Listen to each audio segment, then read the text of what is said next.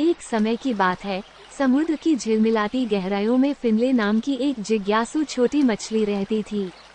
फिनले कोई साधारण मछली नहीं थी।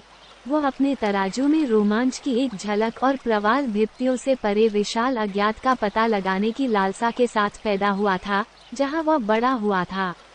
एक धूप भरी सुबह, जब समुद्र आशाओं से जगमगा रहा था, फिनले ने अपना साहस जुटाया और एक महाकाव्य यात्रा पर निकल पड़ा। रास्ते में उसे सभी प्रकार के आकर्षक समुद्री जीवों का सामना करना पड़ा, पानी में तैरते सुंदर समुद्री कछुओं से लेकर लहरों में उछलती चंचल डॉल्फिन तक।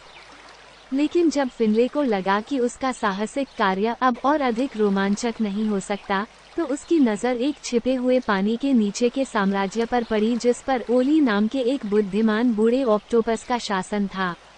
ओली ने फिनले का खुले हाथों से स्वागत किया और पानी के नीचे की प्राचीन किंवदंतियों और गहराई में छिपे भूले हुए खजानों की कहानियां साझा की।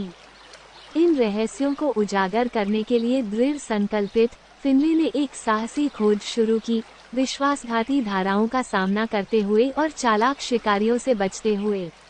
नए मिले दोस्तों की मदद से, जिनमें कोरल नामक रंगीन क्लाउनफिश और स्पाइक नामक एक बहादुर स्वॉर्डफिश शामिल थी, फिनले पहले से कहीं अधिक रहस्यमयी गहराइयों में उतर गया। अंततः कई परीक्षणों और कष्टों के बाद फिनले ने सभी के सबसे बड़े खजाने की खोज की, सोना या गहने नहीं, बल्कि दोस्ती, साहस और दृढ़ता का सही अर्थ। जैसे ही वो अपने मूंगा चट्टान पर घर लौटा, फिनाले को एहसास हुआ कि सबसे बड़ा रोमांच हमेशा दूर देशों में नहीं होता, बल्कि उन लोगों के दिलों में होता है जो सपने देखने और तलाशने का साहस करते हैं।